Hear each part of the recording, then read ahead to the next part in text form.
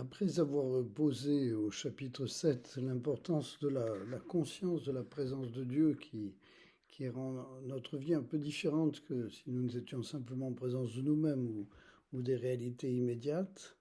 Saint Benoît insiste, comme il l'a fait déjà au chapitre 5 sur l'obéissance, sur le fait que notre volonté personnelle est très très réduite. Nous n'avons euh, qu'un angle de vision très petit sur l'ensemble de ce qui existe et la manière de l'aborder. Donc si nous nous en référons seulement à notre volonté, par notre intelligence propre et directement active, nous n'irons pas très loin. Même si cela peut avoir beaucoup de mérite, un homme, une femme qui agit avec volonté déterminée pour réaliser telle ou telle chose, bien sûr, c'est déjà très méritoire,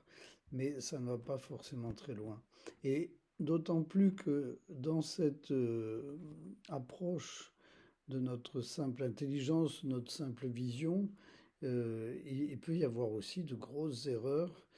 qui nous font prendre des chemins sans issue et cela même sans que nous le voulions. Donc si notre volonté s'engage sur cette base-là, eh bien,